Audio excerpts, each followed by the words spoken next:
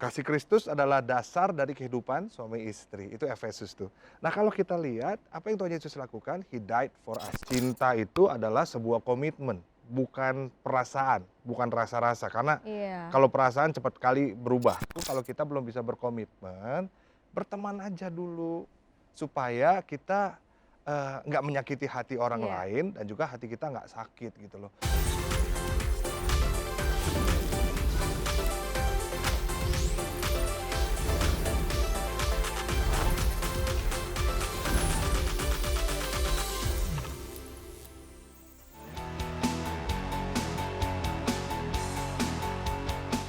Halo way out, apa kabar semuanya?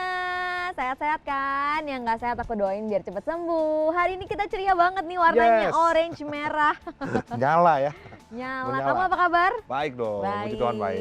Yeay, hari ini kita pastinya akan membahas sesuatu yang seru dan relate banget sama Ya. kehidupan kalian ya, yang dimana lagi kalau bukan di Way Out. Nah, tapi sebelum kita ke temanya nih, ke topiknya, aku mau ngingetin buat teman-teman semua, yuk kirim pertanyaan yang akan dibacain nama kita. Siapa tahu kalian punya pertanyaan yang kayak curious banget soal satu topik gitu. Nah, boleh aja langsung ke sini ya pertanyaannya. Oke, kita langsung aja. Kalau udah penasaran sama temanya? Temanya adalah kesetiaan vs perselingkuhan. Kesetiaan versus Iya. perselingkuhan. Hmm, Iya, bertolak belakang. Iya, kalau gak setia ya selingkuh Iya, ya. tapi antara emang dua. ini terjadi sih di kehidupan sehari-hari kita gitu. Maksudnya kayaknya hari-hari ini makin banyak gitu orang yang tega untuk selingkuh gitu. Wah. Dibanding setia. Iya, iya, Dan iya. menganggap kayak lebih dari satu pasangan tuh hal yang wajar gitu. Kan belum nikah gitu misalnya. Jadi Yang- dijadiin excuse ya. Iya, dan yang menikah pun selalu ada aja alasannya, kayak misalnya, iya aku selingkuh kan karena Kamu begini. kamu begini. Wah, kamu memperlakukan Ada aku. aja. Iya kan, jadi suatu hal yang diwajarkan gitu loh zaman sekarang. Nah, mungkin ini aku langsung ke satu pertanyaan yang menarik nih. Halo way out, halo. Aku mau tanya, sekarang ini lagi banyak pasangan yang open relationship, di mana mereka sudah punya pasangan, tapi secara terbuka tetap berkencan dengan yang lain. Kalau menurut Pastor, apakah hubungan seperti ini termasuk perselingkuhan? Dan menurut Pastor, apakah boleh dilakukan? Open relationship ya. Kalau kita ngomongin tentang pasangan hidup, hubungan sama orang lain ya, let's say itu pacaran atau pranikah ya dulunya ya. Juga pernikahan itu kan bicara tentang komitmen. Nah, Ya. kalau kita bicara komitmen, cinta itu adalah sebuah komitmen, bukan perasaan, bukan rasa-rasa. Karena Iya. kalau perasaan cepat kali berubah, kayak Sekali. cepat banget berubah. Jadi misalnya kayak Iya, sedih, kan cepat iya. banget berubah. Kadang kita, waduh gue sayang banget sama sahabat gue, tapi pas sahabatnya ngomongin di belakang jadi benci gitu. Iya. Kita pun pernah telepon-teleponan 2 jam, 10 menit pertama, sayang lagi apa, aku kangen. 30 menit kemudian berantem gitu. Kalau cinta ngomong tentang perasaan, maka cepat sekali berubah. Iya. Nah, cinta itu adalah sebuah komitmen dan sebuah keputusan. Sama seperti yang Tuhan Yesus lakuin, dia komitmen dan membuat keputusan untuk turun ke dunia, mati buat kita semua karena cinta itu. Ya. Meskipun kita banyak kekurangan. Roma 5 bilang kan justru Kristus mati ketika kita masih dalam keadaan berdosa. Nah, kalau orang udah mau berhubungan dengan orang lain atau memiliki pasangan gitu ya, itu udah ngomong tentang komitmen. Jadi kalau open relationship tapi dia masih mencoba mencari yang lain, tapi udah pacaran nih, itu namanya dia belum bisa berkomitmen aku rasa. Ya. Dia masih berusaha memegang satu gitu ya, tapi masih coba mencari yang lain. Tapi ini digenggam dulu nih. Betul. Nah itu bukan Garasinya komitmen. satu, parkirannya banyak. Parkirannya Betul. banyak, itu bukan Wah. komitmen sih sebetulnya. Jadi Iya, aku rasa kalau teman-teman mau yang namanya open relationship ya berteman aja dulu. Iya. Sama semua orang, karena di situ kita bisa melihat sifat-sifat, watak asli, kelebihan, terus keburukannya, kebaikannya, semuanya bisa dilihat dari pertemanan. Iya. Dibandingkan aku takut nggak cocok tapi gue pegang aja dulu ah. Itu kayak takut kehilangan fans ya. Iya. Aku rasa kasihan juga nanti orangnya ya sakit hati pada akhirnya. Iya, Gitu. ya kasihan juga ya yang disakitinya nanti belum tentu juga bisa terima dalam hatinya gitu kan. Iya, aku open relationship, tapi ujung-ujungnya manusia itu kan cenderung mencari kesetiaan ya gitu kan dalam hidupnya. Pasti ujung-ujungnya akan nggak bener juga sih menurut aku, akan tujuannya tuh jadinya nggak jelas gitu, mau dibawa kemana open relationship itu gitu. Iya. Kalau masih berteman ya nggak apa-apa. Iya. Tapi kalau udah punya pacar, aku rasa bukan open relationship. Iya benar-benar. Karena kan pacaran itu atau berpasangan itu bukan untuk bocil ya. Dewasa. Untuk dua orang dewasa yang mampu berkomitmen sih gitu. Kalau misalnya masih coba sana coba sini kayak anak kecil yang nyobain mainan ini bosan, nyobain mainan itu bosan. Lama-lama dia akan ya kemana-mana gitu. Makanya pacaran adalah untuk dua orang dewasa. Iya, betul. Oke, nah ini way out, aku udah menjalani hubungan pacaran selama 3 tahun. Selama 3 tahun ini pacarku sudah beberapa kali selingkuh. Dan aku selalu memaafkan dia, karena menurutku memaafkan termasuk mengampuni. Seperti apa yang harus kita lakukan sebagai anak Tuhan, dia selalu bilang mau berubah. Tapi ternyata sampai saat ini dia masih selingkuh. Kira-kira aku harus gimana ya Pastor, apakah berdosa selingkuh saat masih pacaran? Nah tuh. Iya.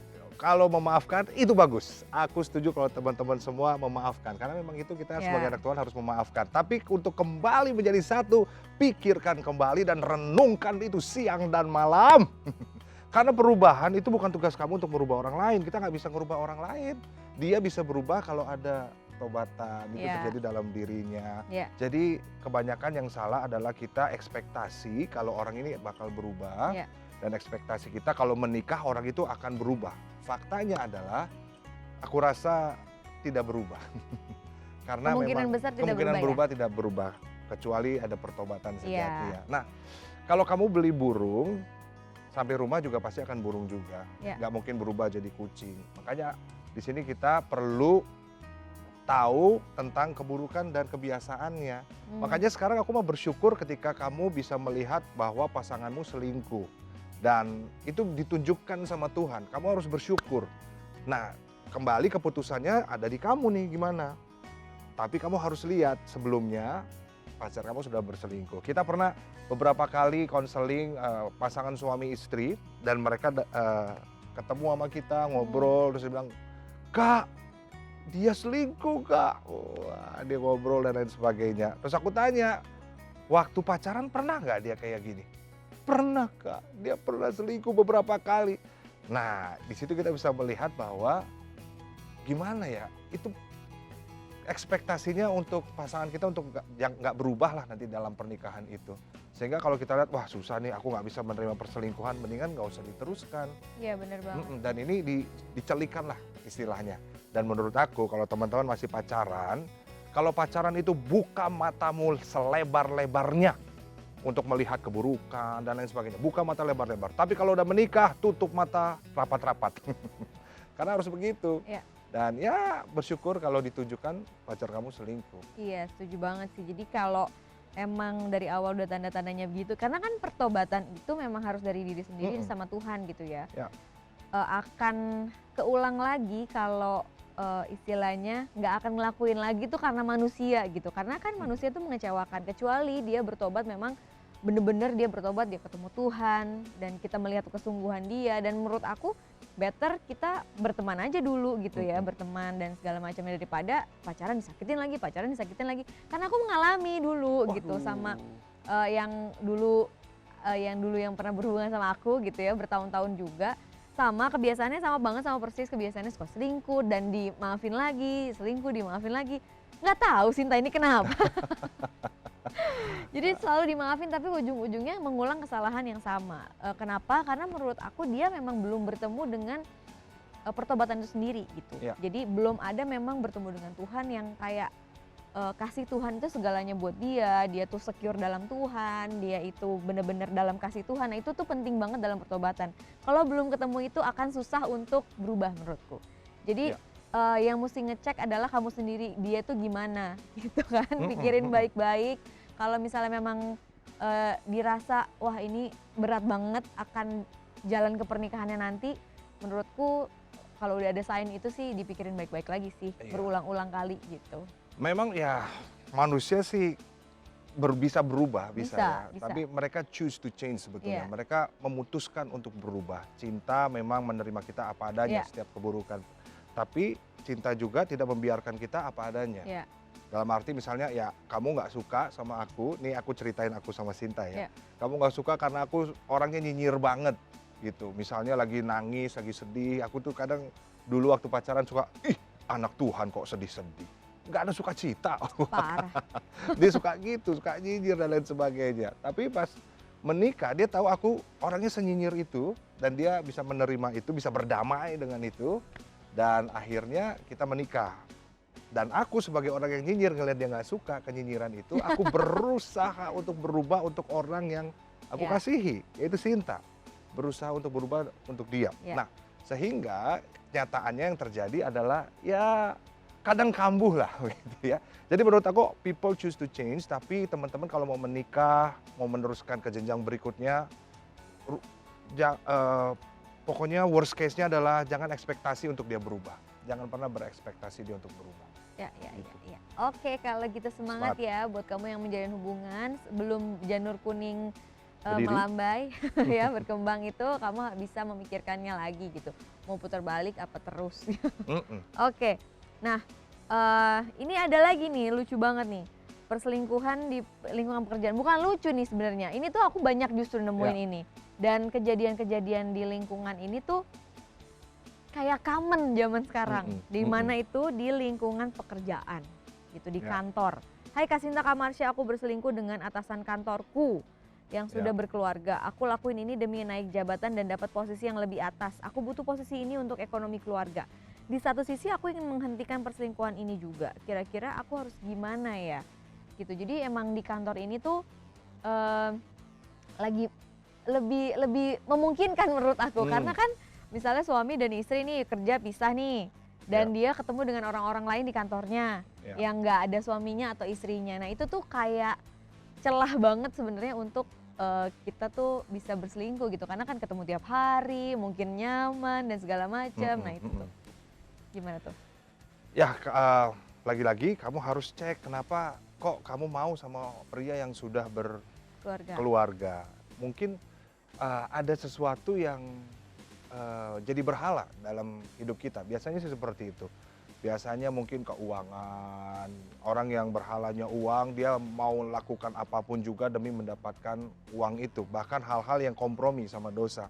Jadi tanda penghormatan sama Tuhan jadi berkurang. Cara kita menghormati Tuhan tuh itu sebetulnya bukan masalah boleh nggak boleh. Tapi kita tahu gimana cara apa yang kita lakukan untuk kita mengasihi Tuhan. Untuk kita bisa terus menjalani sesuai dengan firman Tuhan. Jadi kalau kompromi itu adalah sesuatu yang kita kayaknya seberapa jauh ya gue bisa deket sama dosa ya gitu. Seberapa jauh gue bisa deket sama jurang, seenggaknya ya udahlah boleh lah gitu. Tapi penghormatan kan nggak seperti itu. Penghormatan kalau aku menghormati kamu, aku nggak akan bilang yang hari ini ada anak rohani yang pengen ketemu sama aku, cewek. Dan dia kayaknya lagi depresi berat, aku butuh nemenin dia. Kayaknya aku harus nonton bioskop sama dia berdua deh sayang deh. Karena dia butuh perhatian. Aku kan nggak mungkin ngomong gitu, karena aku tahu itu akan menyakiti hati Sinta. Aku tahu itu akan, ya kamu akan nggak suka lah dengan hal itu. Waktu kita menghormati Tuhan, kita juga akan tahu bahwa ini nggak bener loh. Dan itu tandanya kita mengasihi dan juga menghormati Tuhan. Nah kalau ada sesuatu yang melebihi Tuhan, itu berhala. Misalnya uang tadi, demi uang kah, demi kebutuhan keluarga, demi ini, berarti kita harus cek diri kita sendiri nih. Apakah Yesus kurang buat kita? Apakah pengorbanan Tuhan kurang buat kita? Apakah sebenarnya kecukupan itu dari cara pandang kita sendiri, bukannya sebenarnya dari memang lihat kebutuhannya sendiri itu loh. Iya, lihat kebutuhannya sendiri. Sehingga kita ya tadi kompromi gitu. Jadi apapun kita bisa lakukan demi ya memuaskan hati kita. So, kalau kamu udah tahu bahwa kayaknya ada sesuatu yang gelisah nih di hati nih nggak bener, itu Roh Kudus. Itu Tuhan yang ngasih tahu bahwa ini nggak bener loh. Dan itu bagus justru. Kamu tahu itu salah. Percaya bahwa Tuhan mampu untuk memberikan apa yang kamu butuhkan. Jadi buat aku Tuhan yang lebih tahu lah hidup kamu dibandingkan laki-laki itu. Atau orang itu. So terus fokus sama Tuhan sehingga kamu tahu bahwa kamu aman, kamu terpelihara, kamu dikasihi, keluarga kamu ada di dalam tangan Tuhan, dalam rencana Tuhan. Dan aku percaya itu akan membuat kamu secure. Amin. Oke teman-teman yang nulis pertanyaan ini semangat ya.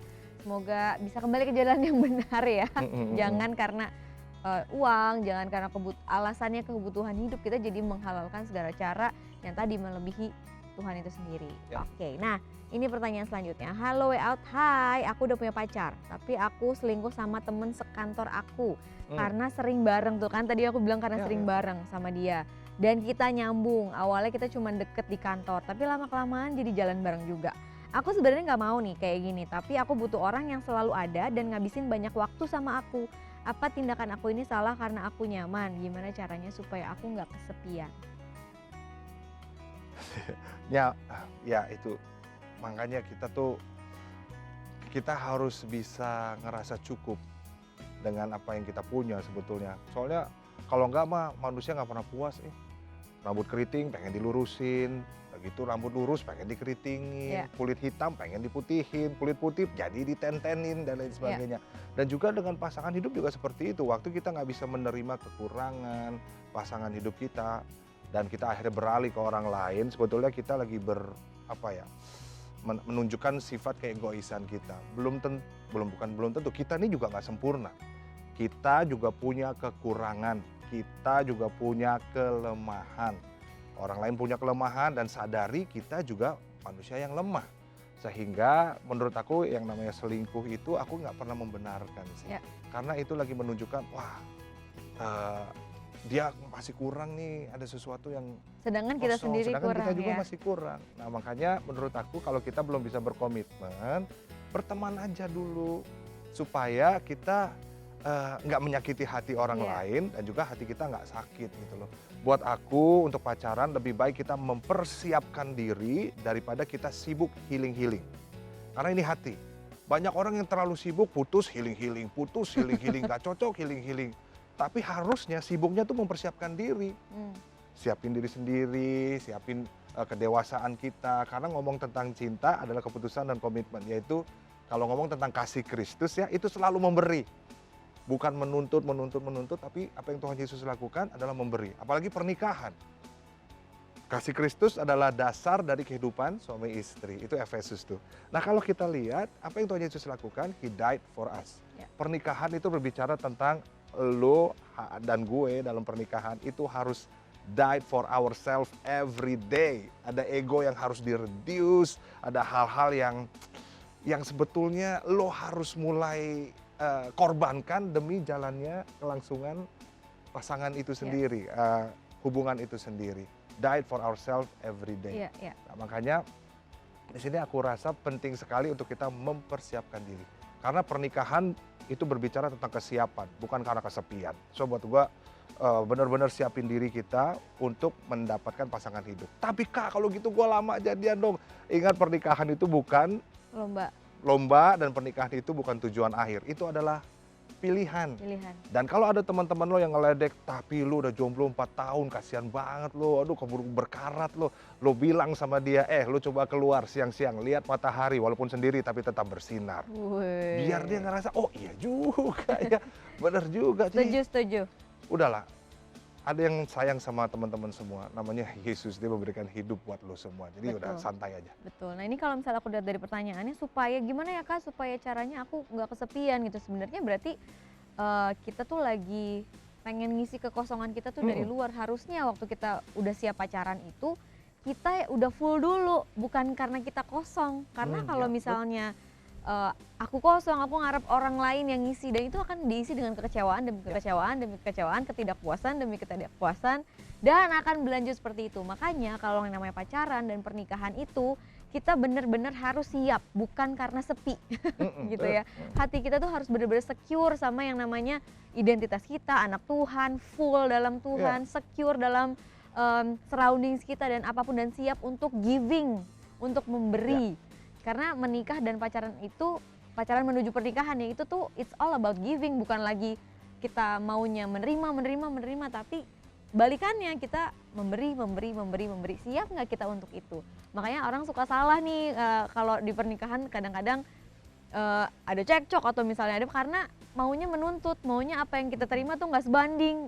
Jadi balik lagi ke apa yang kita bisa dapat, tapi yuk fokusin ke apa yang kita bisa beri buat pasangan kita. Iya, nah aku setuju apa yang kamu bilang. Full dulu. Aku kurang setuju dengan orang bilang, dialah separuh nafasku. Bindeng lu. Dialah separuh jiwaku. Lu tuh udah full dulu, baru abis itu lu ketemu sama yang orang lain. Jadi nggak setengah hidup, setengah jantung lah, setengah nafas, ya nggak separuh-separuh. Kita tuh manusia full. Full di dalam Tuhan. Oke, nah ini ada yang kasus menarik juga nih. Kalau Kak, aku dan suamiku adalah konten kreator Mhm. yang punya banyak followers. Konten kami pun berisikan kebersamaan kami, tapi sebanding terbalik dengan kehidupan kami yang asli kami tidak harmonis. Ya. Seperti yang ada di social media. Aku mengetahui bahwa suamiku bermain di belakangku dengan wanita lain. Ya. Menurut Kakak, apa yang aku harus lakukan untuk kehidupan kami? Apakah kami berdosa karena membuat konten yang membohongi publik? Jadi ini di belakangnya selingkuh tapi di medsos pura-pura bahagia istilahnya gitu. Satu hal yang gue tahu ya teman-temannya yang aku tahu, kalau hidup pakai topeng itu capeknya bukan main, capek banget. Hidup nggak apa adanya itu akan membuat teman-teman memiliki pertemanan, lingkungan yang menerima lo nggak apa adanya. Ya. Jadi aku rasa kita harus tampil apa adanya. Nah, menurut aku perlu diselesaikan dulu justru di dalam nih, di dalam keluarganya harus diselesaikan, harus ngomong.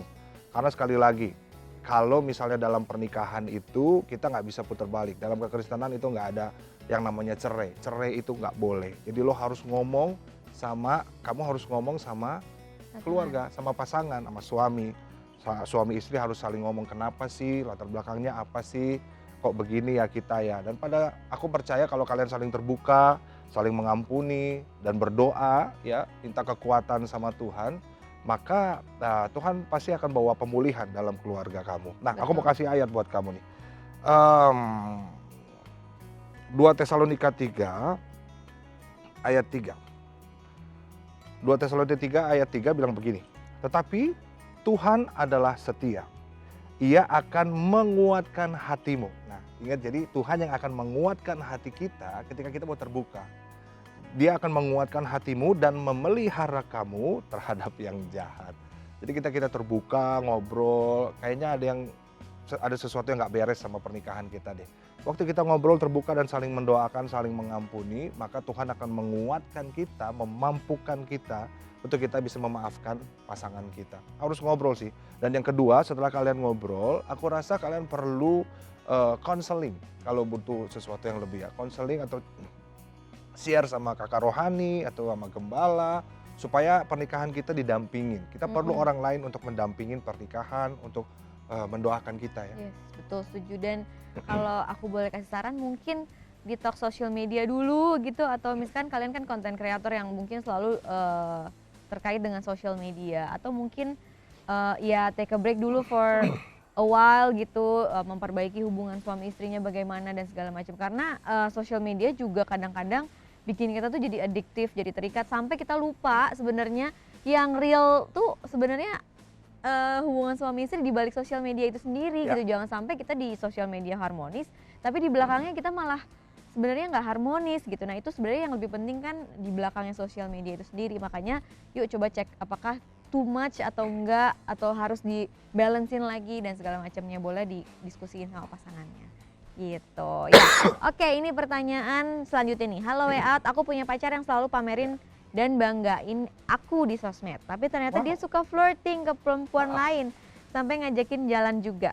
Salah satunya temanku sendiri. Wow, kalau menurut kakak Way Out itu termasuk selingkuh nggak ya? Kalau menurut Alkitab selingkuh itu batasannya apa sih, dan aku harus bagaimana dengan sikap pacarku yang seperti itu? Kalau selingkuh itu sesuatu yang kita lepaskan komitmen kita sebetulnya. Komitmen kita udah nggak berkomitmen lagi, dan harusnya kita berkomitmen sama seseorang, tapi habis itu kita nyeleweng gitu ya. Nah, itu namanya selingkuh. Tapi buat aku justru ketika kamu melihat, yang sekali lagi melihat pasangan kamu, pacar kamu, WhatsApp yang lain, ajak jalan yang lain, nah di situ adalah sebuah alert ya, namanya alert atau warning. Kamu bisa nggak kalau misalnya ngelihat pasangan kamu seperti itu nanti for the rest of your life, ajak jalan cewek, ngechat cewek dan lain sebagainya. Nah tapi perlu ditanya dulu kira-kira maksud motivasinya apa untuk ngechat cewek itu juga. Jika buat aku kalau udah menjurus-jurus ajak jalan sih ya I don't know, sesuatu kali ya. Iya. Dan kalau misalnya tadi dibilang flirting ya, menurutku kan kita juga pasti punya mungkin sedikit banyak sama lah, persepsi yang sama tentang flirting gitu ya, menggoda atau misalnya membuka celah dan segala macam. Kalau kamu udah melihat ini berarti kamu mesti consider juga, apalagi itu teman kamu sendiri gitu. Jadi kayak Iya. dipikirin ulang lah itu untuk lanjutin gitu, karena itu adalah sign sebenarnya awal dia bisa berkomitmen atau enggak. Dan buat aku, kalau pasangan kamu menghargai kamu, dia akan bilang sama kamu dan mungkin akan ngajak kamu, atau mungkin sebenarnya nggak akan jadi jalan berdua sih kalau menurut aku, karena dia menghargai kamu sebagai pasangannya. Tapi kalau ini kan kata kamu masih flirting dan segala macamnya, nah itu perlu dipikirin lagi lah gitu untuk kedepannya gitu kan. Masih pacaran kan? Oh iya, masih pacaran. Dan itu kita udah bisa lihat tadi yang aku bilang tentang penghormatan itu. Dan kalau ditanya selingkuh itu batasannya kayak gimana sih Kak? Ya batasannya mungkin beda-beda ya. Tergantung rasa penghormatan itu sendiri gitu loh. Dan sekali lagi kalau aku menghormati Sinta, maka aku pun nggak akan jalan berdua sama perempuan lain. Cuman sekedar belanja shopping lah bulanan, ngapain? Aku juga akan ngelihat Sinta pasti nggak suka nih. Itu tanda kita menghormati Sinta. Bahkan Sinta juga kadang dia nggak akan sebagai tanda dia menghormati aku, dia juga nggak mungkin pergi pelayanan dianterin sama siapa gitu, cowok, nggak mungkin. Karena meskipun nggak ngapa-ngapain ya, di bioskop juga nonton bioskop, nontonnya Jesus Revolution lagi misalnya. Nontonnya sesuatu yang rohani tapi Nonton berdua gitu ya. sama anak rohani atau yang berbeda gender, aku rasa aku nggak akan ngelakuin itu. Kenapa? Karena aku menghormati dia.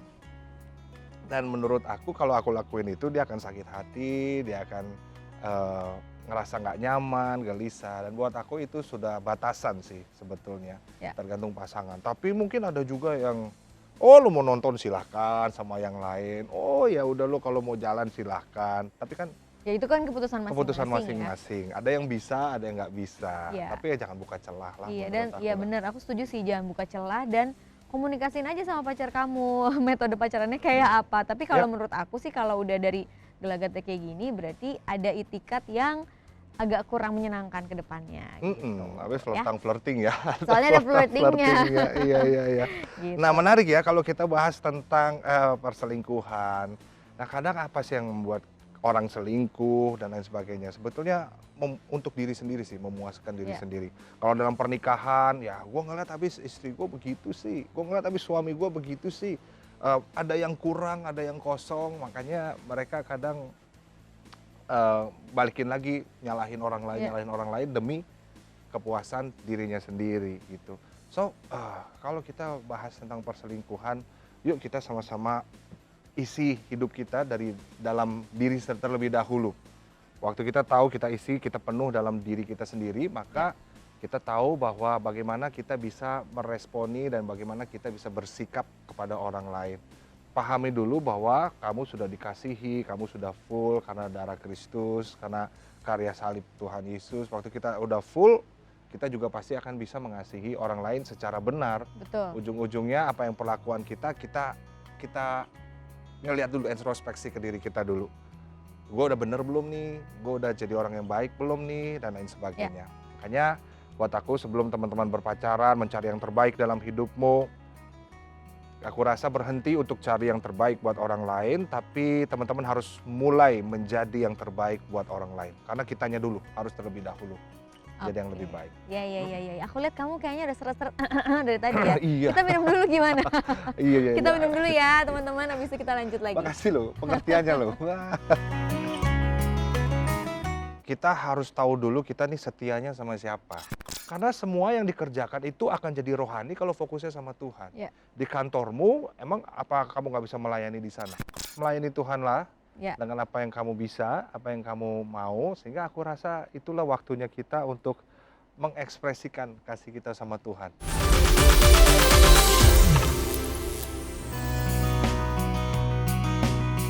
Oke, udah segar, kita lanjut ya. Udah gak serok lagi nih. Tadi aku dahaganya udah ini ya. Tapi Udah sebelum dong. lanjut, aku mau ingetin buat teman-teman semua, yuk kirim pertanyaannya ke sini. Tuh tadi kan kita bahas banyak banget kan tentang perselingkuhan, tentang kesetiaan. Nah teman-teman boleh langsung kirimin pertanyaan terkait topik yang teman-teman pengen tanyain gitu ya. Ini sini alamat ini. Oke, ditunggu ya pertanyaannya. Alright, nah ini lanjut ya. Kesetiaan, kalau ini kesetiaan dalam pelayanan. Hmm. Nah, Way out aku udah lama nih pelayanan di gerejaku. Tapi sejak aku punya pacar dan dia sering bawa aku ke gerejanya, lama-kelamaan aku mulai tinggalin pelayanan di gereja aku. Tapi aku juga mulai pelayanan di gereja pacarku. Apakah hal ini boleh-boleh aja atau enggak? Jadi mungkin dia udah tertanam di satu gereja gitu. Terus dia sama pacarnya sering banget ke sana jadi pelayanan di sana. Ya pada intinya kita harus tahu dulu kita nih setianya sama siapa. Ya.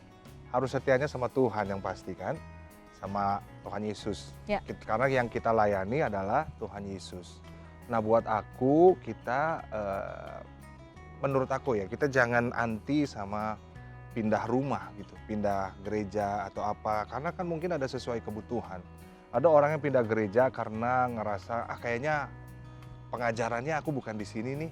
Ya nggak apa-apa juga. Kalau misalnya kita sebagai tubuh Kristus, gereja itu sebagai tangan kanan, tapi kita nih tangan kiri, kan kita nggak bisa, ya nggak bisa lah, kita bisa saling melengkapi gitu. Ya nggak apa-apa juga ketika dia mulai pengen cari yang tangan kiri Ya. gitu.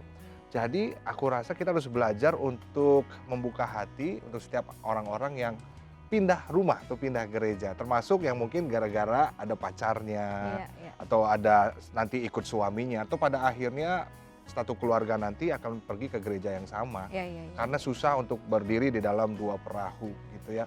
Nah kembali lagi kita setianya sama Tuhan Tuhan. Yesus, sama Tuhan Yesus. Jadi dimanapun itu kita bisa melayani gitu Iya ya. dimanapun itu kita bisa melayani Tuhan sebetulnya, di gereja manapun, di gereja apapun. Cuman aku rasa kamu perlu berbicara sama gerejanya, Ya, sama gembalanya. sama ya. gembalanya. Kalau kamu masuk as a volunteer secara baik-baik, nah nanti kamu keluar juga bisa ngomongin secara baik-baik. Karena aku mau menikah nih, aku sekarang sama calonku, Ya, nanti ya. kita sama-sama pengen bertumbuh di gereja ini. Ya. Dan buat aku sih nggak masalah ya untuk Ya. kita memilih rumah tempat kita bisa bertumbuh bersama-sama. Gitu. Betul, dan iya menurut aku setuju sih harus ngomong, Ngomong, komunikasi gitu. Apalagi aku nggak tahu sih kamu di sini sebagai apa di gerejanya. Ya. Kalau misalnya kamu sebagai youth leader gitu, terus Mm-mm. memang jadi sering pelayanan di sana, nah itu menurut aku ada sedikit timpang jadinya nanti karena kan sebagai leaders itu harus dibutuhkan di rumahnya gitu, di rumah Ya. lokalnya sendiri gitu. Jadi better untuk kamu pikirin itu dan ngomong sama gembalanya untuk mungkin kalau memang lebih sering pelayanan ke tempat pacarmu, ya kamu harus rela gitu melepaskan mungkin leadership, mungkin Jabatan. juga volunteersnya dan jabatannya karena kasihan juga gerejanya gitu yang ditinggal-tinggal gitu kan karena mereka juga butuh fungsi itu sebenarnya di rumah lokalnya. Gitu. Ya, dan aku mau ngomong dari sisi gerejanya ya, dari sisi gerejanya pun kalau kita bisa membuka pintu depan untuk orang-orang volunteers datang, pengerja datang, leaders datang, kita juga harus bisa legowo untuk membuka pintu belakang ketika mereka menemukan visi, mereka menemukan panggilan baru dalam Tuhan, mereka mungkin pindah gara-gara harus ikut pasangannya, that's okay. Karena aku percaya pelayanan ini juga milik Tuhan. Ya. Gereja yang Tuhan percayakan itu punya Tuhan.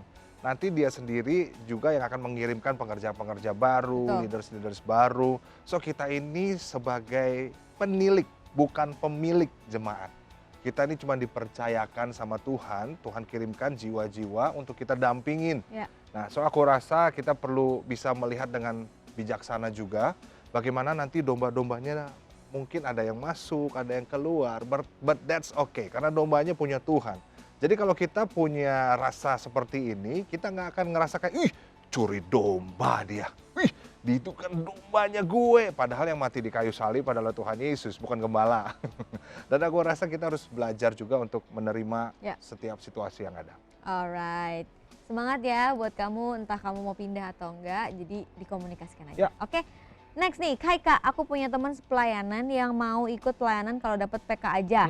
Kalau nggak dapat PK, dia suka males-malesan. Pelayanan seperti ini apakah setia sama Tuhan atau termasuk mamon ya?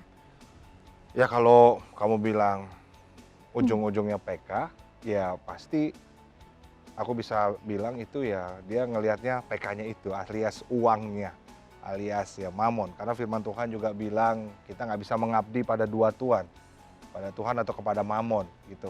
Dan aku rasa kita pun harus meriksa diri kita sendiri, kita ini pelayanan karena apa? Apakah karena PK-nya atau karena kita mengasihi Tuhan? Karena kalau kita ujung-ujungnya kita bilang kita mengasihi Tuhan nih. Nah kita harus melihat bahwa banyak hal yang Tuhan bisa berikan sebetulnya nggak dalam bentuk PK. Apapun itu, pekerjaan yang baru Ya, kah, rumah baru kah, promosi. promosi kah, atau enggak hal-hal yang kamu udah doain tiba-tiba dijawab. Bahkan kita bisa bersyukur atas pemberian-pemberian Tuhan yang sebetulnya udah seringkali kita nikmatin, kayak nafas hidup. Kan itu gratis, free buat kita semua. Kalau kita nafasnya bayar, Tuhan suruh bayar 1.000 atau gope lah satu tarikan. Itu waduh bingung juga kita. Nah kita bisa melihat dari situ bahwa kasih setia Tuhan luar biasa. Nah Ya. itu yang membuat kita aduh hidup juga diberi sama Tuhan. Aku mau melayani Tuhan dimanapun aku ditempatkan sama Tuhan. Termasuk di gereja atau di kantor dimanapun Tuhan tempatkan lah. Ya. Jadi aku rasa kita harus melihat juga kita nih melayani siapa? Melayani Tuhan atau melayani Mamon? Memang hidup itu perlu uang, tapi uang bukan segalanya. Kita jangan jadikan uang sebagai Tuhan, sebagai Raja atas hidup kita. Kalau enggak itu akhirnya jadi berhala lagi gitu. Dan juga aku mau bilang juga sama gerejanya nih, ini kan kita dua sisi ya, Ya. selalu dua sisi ya. Mungkin gerejanya tuh, lihat tuh, lu kalau nggak ada PK nggak pelayanan. Tapi dari gerejanya Tuhan, dari gerejanya sendiri, kita tahu bahwa Tuhan kita itu kaya. Jadi jangan pernah kasih alasan ketika teman-teman mau ngajak orang lain pelayanan, terus ngasih tahu bahasanya seperti ini. Tapi sorry ya, ini cuman pelayanan. Tahu kan ya, kalau cuman pelayanan itu langsung kembali ke mamon lagi, duit lagi. Dan bilang cuman pelayanan, apakah pelayanan semurah itu? Padahal pelayanan itu adalah sebuah anugerah, sebuah privilege di mana Tuhan mempercayakan kita untuk melayani Dia. Ya. Dan pastinya kita juga sebagai gereja kita juga bisa mengapresiasi dengan yang terbaik buat orang-orang yang melayani Tuhan gitu. Jadi udah berhenti ngomong cuma pelayanan ini ya dan lain sebagainya. Karena pelayanan itu sesuatu yang luar biasa loh, ya kan? Jadi memang sama-sama dari dua arah tuh memberi yang terbaik sesuai dengan kemampuannya mereka gitu ya. Apa yang mereka bisa kasih yang terbaik itulah yang mereka kasih gitu buat Tuhan, buat pelayanannya Tuhan. Gitu. Oke, nah kalau ngomong soal kesetiaan gitu tadi kan, tadi udah ngomongin soal mungkin mamon, soal dalam pelayanan di gerejanya, terus ke mana gitu. Nah, kalau ini tuh sebenarnya ngomongin soal kesetiaan menunggu gitu, jawaban doa. Kadang-kadang kita tuh sebagai manusia, kalau doanya nggak dijawab atau nggak terjadi, itu tuh rasanya, aduh kalau mau setia kok berat banget gitu ya sama Tuhan gitu kan. Nah ini mungkin ada pertanyaan yang relate juga nih. Hai Kak, aku udah menikah selama 10 tahun, tapi sampai saat ini aku belum dikaruniai anak. Aku sudah setia ikut Tuhan dan selalu berdoa supaya bisa diberikan anak. Ya. Tapi dengan kesetiaan ini aku masih belum dikaruniai seorang anak. Kira-kira aku masih harus setia dengan Tuhan atau enggak ya? Sedangkan Tuhan gak jawab-jawab doa aku. Iya, menurut aku ya, aku mau share sama kamu. Emang itu memang kalau kita punya kerinduan sesuatu, kadang ketika nggak didapet sesuai dengan ekspektasi kita, kadang kita kecewa. Nah, tapi di sini kita mau belajar untuk mengasihi Tuhan karena pribadinya Dia, bukan karena tangannya saja. Artinya apa? Kita mengasihi Dia karena Dia Tuhan dan Dia berdaulat atas hidup kita. Bukan hanya kita mengasihi Tuhan gara-gara ada maunya. Kita tahu tangan Tuhan itu mampu melakukan apapun juga gitu ya. Mujizat, jawaban doa, pengharapan baru dan lain sebagainya. Tuhan bisa melakukan apapun juga. Nah terkadang manusia termasuk kita, termasuk aku dan Sinta. Karena kita masih manusia, kita kadang kasihnya transaksional, kita kadang kasihnya terbatas. Kadang kalau sesuatu yang kita doakan tidak terjadi, kita akhirnya marah sama Tuhan dan bilang langsung, Tuhan aku kan udah gini, aku kan udah pelayanan nih, aku udah 10 tahun ikut Tuhan, aku tuh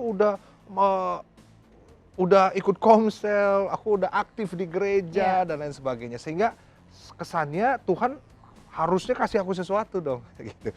Jadi transaksional kasihnya kita sama Tuhan tuh. Nah itu yang membuat kita kadang marah sama Tuhan karena mungkin doa kita belum dijawab sama Tuhan. Nah, kita harus menyadari bahwa semua ini ada di dalam kedaulatan Tuhan, hidup kita ada dalam rencana Tuhan, dan Tuhan hanya menitipkan saja. Ya. Nah, apa yang kamu alamin itu memang sekali lagi kita juga alamin ya.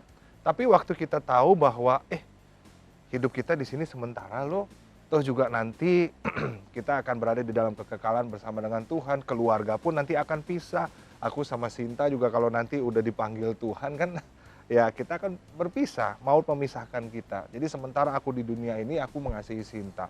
Dan aku juga baru kehilangan adikku, baru kehilangan mamaku, dan awalnya tuh marah, kenapa Tuhan?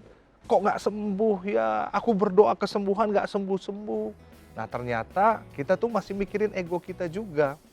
Padahal aku percaya bahwa semua Tuhan kerjakan itu yang terbaik dalam hidup kita. Kita hanya percaya saja sama kedaulatannya Dia. Kita nggak akan pernah tahu rencananya Tuhan dalam hidup kita seperti apa, tapi percaya aja sama rencananya dan belajar untuk mengasihi Tuhan karena pribadinya. Itu yang akan membuat kita apapun yang terjadi, aku tetap mengasihi Tuhan. Meskipun doa kita mintanya A tapi nggak dijawab sama Tuhan. Tuhan kasihnya B dan lain sebagainya. Artinya kita fokusnya sama pribadinya Tuhan, bukan sama tangannya saja. Gitu. Jadi kadang-kadang kalau setia atau enggak ya harus setia dong. Harus setia ya. Kadang kita mungkin ngerasa kayak aduh aku harus setia nggak ya karena aku belum dikasih ini gitu. Tapi tetap jawabannya kita harus setia karena yang bikin kita ada di sini saat ini ya pribadinya Tuhan saja. Iya benar. Dan ya kan? satu lagi, apakah waktu kita nggak dikasih anak atau waktu kita ngerasa doa kita nggak dijawab, apakah kita berpikir bahwa Tuhan jahat? Apakah kita lupa akan pengorbanan Tuhan Yesus yang Dia memikirkan segala sesuatunya sampai Dia nggak mau kita binasa, kita masuk neraka, sehingga Dia lakukan itu semua, Dia tebus setiap kesalahan kita di atas kayu salib. Nah, apakah ketika kita berdoa buat kesembuhan nggak dijawab sama Tuhan? Apakah hilang salib Kristus itu dalam hati kita? Apakah lupa kedua tangan yang dipaku? Apakah itu tidak membuktikan cinta Tuhan sama hidup kita? Kedua kaki yang dipaku, apakah itu masih kurang juga membuktikan cinta Tuhan sama hidup kita? Bahkan dikasih mahkota duri, lambung yang ditusuk, apakah itu kurang untuk membuktikan bahwa cinta Tuhan tuh segitu gedenya, segitu besarnya dalam hidup kita? Hanya sekedar sesuatu yang sebetulnya Tuhan tahu, ya ini gak selamanya lah gitu. Dan aku rasa kita harus melihat kebaikan Tuhan yang secara besarnya ya. Salib itu adalah bukti Tuhan mengasihi kamu. Salib itu adalah bukti bahwa Tuhan baik dalam hidup kita. Ya. Oke, jadi semangat ya meskipun 10 tahun, nggak apa-apa, Okay. jangan berhenti berharap, jangan berhenti berdoa, Terus tapi berdoa. juga jangan berhenti setia sama Tuhan. Yes. Amin. Halo Weat, keluarga aku termasuk keluarga yang takut akan Tuhan, puji Tuhan. Tapi ternyata satu sisi kakakku masih suka mabuk-mabukan. Kalau menurut pendapat dia, hal itu nggak masalah karena tetap punya hubungan juga sama Tuhan. Sebagai adik, aku harus gimana ya supaya kakakku sadar kalau tindakan itu nggak setia sama Tuhan? Nah, Paulus dalam suratnya dia pernah bilang bahwa waktu kita menerima kasih Tuhan, menerima kasih karunia, apakah kita masih bisa terus bertekun dalam dosa? Paulus bilang begitu. Dan dia jawab, sekali-kali pun tidak, katanya. Karena orang yang udah menerima kasih Tuhan dalam hidupnya, maka dia nggak akan betah hidup di dalam dosa. Ya. Kalau dia udah mencicipi kebaikan Tuhan, dia udah merasakan cintanya Tuhan yang lebih indah dari apapun juga, dia nggak akan lama-lama betah ada di dalam dosa. Dan mengerti apa sesungguhnya arti kesetiaan itu sendiri. Dan mengerti apa artinya kesetiaan itu sendiri. Nah, aku pernah nyobain durian musangking, kita pernah nyobain ya. Tapi sebelum aku nyobain, itu tuh kita tahu bahwa durian musangking itu sangat enak banget. Tapi ngerasain belum. Ya. Tapi kalau ditanya, weh durian musangking enak nggak? Semua orang pasti bilang enak. Udah pernah nyoba belum? Belum. Nah waktu itu waktu pelayanan ternyata satu keluarga itu dia punya durian musangking. Singkat cerita dia buka durian musangkingnya, terus kita coba tuh makan durian musangking. Waduh itu enaknya, enak banget. Setelah makan durian musangking adalah durian yang terindah yang pernah aku cicipi. Sehingga ketika ditawarin durian montong, durian petruk dan lain sebagainya, aku ngerasa itu biasa aja. Nah, sama seperti kasih Tuhan seperti itu. Waktu kita sudah mencicipi dan menerima kasih Tuhan yang lebih indah dari apapun juga, maka dunia mau tawarkan apapun juga kita nggak akan ngerasa, enggak lah, ada yang lebih indah, yaitu kasih Tuhan. Dan makanya itu yang membuat kita sebetulnya waktu kita mengasihi Tuhan, ketaatan akan menjadi jauh lebih mudah. Itu bukan karena paksaan, tapi itu karena ada sesuatu dorongan dalam hati yang membuat kita mengasihi Tuhan dan kita tahu, wah ini nggak bener nih, ini nggak baik nih, akan menyakiti hati Tuhan nih. So, kita akan melihat hidup kita pasti berubah ketika kita mengalami kasih Tuhan.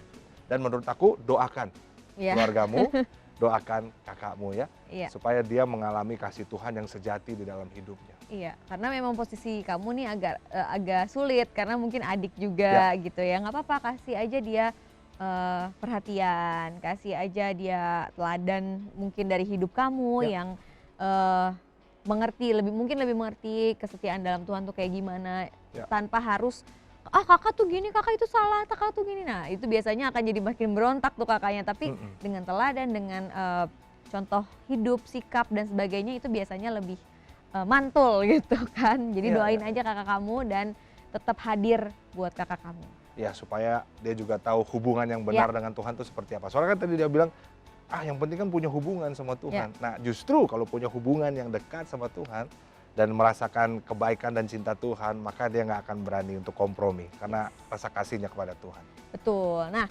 kalau ini aku mau bahas dari segi kesetiaan juga, tapi kan kalau tadi tuh kesetiaan kepada Tuhan ya. Nah kalau sekarang kesetiaan dengan ajaran Kristus nih. Tapi sometimes kita masih berkompromi dengan duniawi, ya kan? Kita tahu value firman Tuhan, kita tahu ayat-ayat firman Tuhan, kita tahu kalau ini tuh salah, itu tuh salah. Tapi kadang-kadang ya white lies boleh lah, kompromi dikit boleh lah, ya kan kita kan di dunia lah, kan pastor tahu lah gitu kan. Biasanya kita suka ada kompromi-kompromi gitu kan. Nah ini ada pertanyaan bagus juga. Hai Kak Sinta, hai Kak Marsha, hai. Sekarang ini aku aktif dalam pelayanan di gereja, namun terkadang pelayanan aku sering terganggu karena harus mengutamakan pekerjaanku demi mendapatkan bonus dari bos. Aku dosa nggak ya menomorduakan pelayanan demi mendapatkan bonus atau uang dari bos?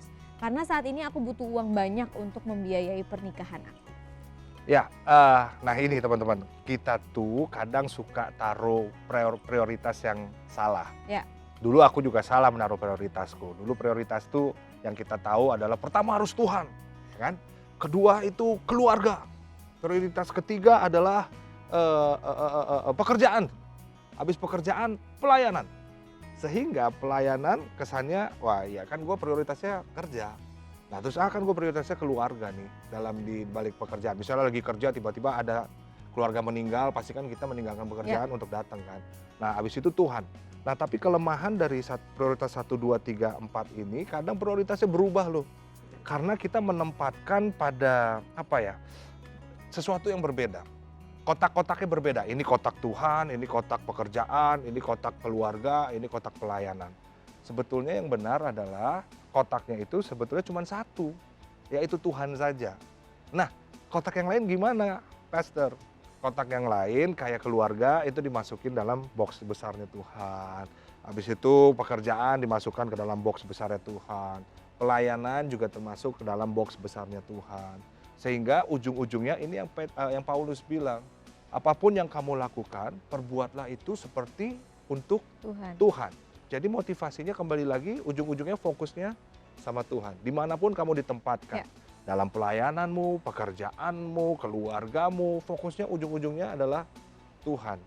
Sehingga buat aku nih sekarang, pekerjaan itu nggak ada yang rohani, nggak ada yang sekuler. Karena semua yang dikerjakan itu akan jadi rohani kalau fokusnya sama Tuhan. Di kantormu, emang apa kamu nggak bisa melayani di sana? Aku rasa bisa, dengan apa yang kamu capai, dengan nurut setiap apa yang bos katakan. Dan semua target mungkin terpenuhi. Menginjil juga di kantor menginjil juga. Jadi aku rasa pelayanan itu ya kita lakukan semua hidup kita, ibadah kita yang sejati hanya kepada Tuhan saja. Semua pekerjaan kita. Kalau kamu sebagai penyanyi, ya apapun lagu yang kamu nyanyikan, kamu tahu ini semua dari Tuhan ya kamu lakukan semuanya untuk Tuhan. Seperti untuk Tuhan ya. Seperti untuk Tuhan, musik kah, dokter kah, insinyur kah, dan lain sebagainya. Yang salah adalah ketika motivasimu adalah uang. Ya. Motivasinya adalah Tuhan. Aku rasa kalau kamu motivasinya Tuhan, kamu tahu bahwa kamu lakukan ini secara tulus, karena ini juga bisa memberkati keluarga saya, ini juga bisa membantu pekerjaan pelayanan saya, ini juga bisa membantu biaya Iya, betul. pernikahan saya daripada ngutang. gitu kan. Ya benar sih, jangan sampai uang itu sendiri jadi yang utama sih dalam kehidupan kita. Ya. Dan kita harus tahu benar-benar memang tujuan kita tuh apa gitu. Jangan sampai, ya itu tadi dibilang Marsha, kayak itu tuh jadikan segalanya dalam kehidupan kita. Jadi semuanya nggak diterbengkalaikan, abis itu kita memilih ini karena gue butuh duit banget nih gitu. Nah itu yang sebenarnya motivasinya yang salah, hati kita yang salah gitu. Jadi nanti lama-kelamaan kita jadi membenarkan segala sesuatu gitu. Jadi kita nanti blur antara mana prioritas gue ya, Tuhan atau duit ya. Tapi kan gue butuh, tapi ya gitu deh. Lama-lama kita jadi blur sendiri gitu. Ya kita harus tahu benar-benar prioritas kita yang mana. Prioritas kita adalah ya Tuhan di atas segalanya. Nomor 1 ya. Ya. Tuh. Hopefully Oke. menjawab. Hai Kak Sinta dan Kak Marsha. Hai. Halo, aku anak remaja yang mau aktif pelayanan di gereja. Yeay, namun aku ragu untuk melayani di gereja karena yang aku lihat ada beberapa pelayan gereja yang kelihatannya udah deket sama Tuhan, tapi dia masih suka ngomongin orang, Kak. Aku harus gimana ya? Tetap ingin melayani di gereja atau enggak? Ya. Yang pertama, kamu kalau melayani itu gerakan hati dari Tuhan. Karena orang yang mengasihi Tuhan, dia nggak akan bisa nggak melayani. Dia pasti hatinya, aduh apa yang bisa aku lakuin ya, apa yang bisa aku kerjain ya. That's good, that's really good. Aku rasa kamu harus terus jalankan pelayananmu. Itu yang pertama. Yang kedua, kamu harus tahu bahwa di gereja itu bukan museum orang hebat, tapi di gereja itu adalah rumah sakit untuk kita semua berobat. Di dalam gereja itu nggak ada yang sempurna, bukan orang yang sempurna. Kita itu semua lagi berobat jalan. Siapapun itu kita lagi sama-sama disempurnakan, sama-sama belajar. So nggak ada yang sempurna. Gereja besar sekalipun, pendeta dengan nama besar pun nggak ada yang sempurna. Kita sedang berusaha menuju kesempurnaan. Termasuk diri kita. Kita ini juga nggak sempurna. Nah, yang ketiga, kalau teman-teman ngelihat tapi di gereja masih begitu. Oh, dia katanya melayani Tuhan tapi kok gitu ya. Loh, katanya dia mengasihi Kristus tapi kok kayak gitu ya. Nah, gini teman-teman. Kalau kamu let's say lagunya Justin Bieber tapi dibawain sama orang yang nggak bisa nyanyi. Yang salah siapa? Justin Biebernya apakah salah? Lagunya Justin Bieber yang salah? Atau yang nyanyiin yang salah? Yang nyanyi. Beethoven lah, lagu orkestra Beethoven, bagus lagunya. Tapi dimainin orang yang baru belajar main piano. Yang salah lagu Beethovennya atau yang salah orangnya? Orangnya. Ajaran Kristus, ajaran kasih, yang salah bukan Kristusnya, tapi yang orangnya ini loh yang kita masih terus berobat. Semuanya masih sama-sama. Dan kita ingetin juga bahwa kamu juga punya kelemahan, kita semua juga punya banyak yang harus diperbaiki gitu ya, termasuk mungkin yang kamu lihat mereka ngomongin orang lain, tapi kita juga punya loh kelemahan di sisi-sisi lain yang perlu diperbaiki juga. Jadi memang semua kita lagi berobat jalan gitu menuju kesempurnaan itu tadi. Kalau untuk pelayanan menurutku jangan sampai itu menghalangi kamu untuk untuk melayani Tuhanmu yang raja dari segala raja itu sendiri ya. Gitu kan, sayang banget kalau motivasinya pikirannya nggak mau karena manusia, padahal yang menyelamatkan kamu Tuhan bukan manusia gitu. So buat aku ya melayani Tuhan lah dengan apa yang kamu bisa, apa yang kamu mau, sehingga aku rasa itulah waktunya kita untuk mengekspresikan kasih kita sama Tuhan. Dan sekali lagi, gereja juga punya kelemahan ya. Nah aku rasa ini ada dua hal yang kita perlu diskusiin sama-sama. Yang pertama, kadang kita tuh suka bilang gereja harus terima aku dong dengan kelemahan aku. Gereja harus terima aku dengan kekurangan aku. Kita tuh cari gereja yang penerimaannya kuat gitu. Dan percayalah, gereja juga berusaha untuk menerima kita dan kelemahan kita. Contoh, kamu baru belajar main gitar, tapi tuh dijadwal juga di komsel atau enggak dijadwal juga di sekolah minggu, di youth, meskipun mainnya udah salah-salah, banyak kekurangan. Atau kamu multimedia, tapi yang lain udah sampai ref, kamu masih sampai bait, gitu. Atau enggak ada ayatnya nggak keluar, Iya, gitu iya, kan iya. kekurangan. Tapi gereja berusaha untuk Menerima. menerima kekurangan, nggak pro sih, kan kita nggak semuanya pro di situ ya, tapi mereka punya hati Ya. untuk melayani. So, mereka udah menerima. Nah, dan sekarang juga waktu kita melihat kelemahannya gereja, yuk kita sama-sama terima juga bahwa gereja Yes. nggak ada yang sempurna, kita terima dengan kelemahannya gereja. Jadi bukannya malah ngomongin, ih gereja itu males, suka gosip, ih gereja itu multimedianya kurang, ih gereja itu kurang Ya. muda banget. Ya waktu kamu lihat kekurangan di situ, ya justru kita melayani di situ. Bilang apa pendetanya, Pak, kayaknya multimedianya agak kurang, boleh saya bantu di sini? Pak, kayaknya sosial medianya agak kurang, boleh saya melayani di sini?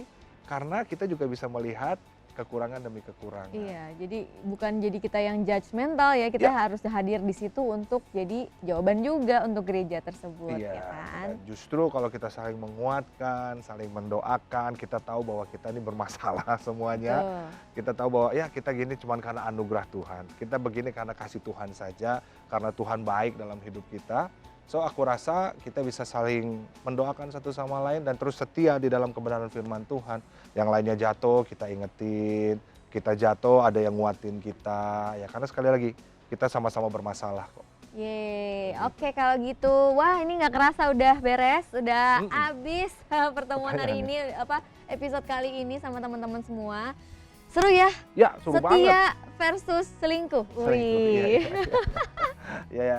Tema kita seru loh hari ini. Jadi teman-teman jangan lupa nonton Way Out episode berikutnya. Oke, kalau gitu Sintoro Sari pamit. Dan juga Marsha Manopo pamit, sampai ketemu di Way Out lagi ya.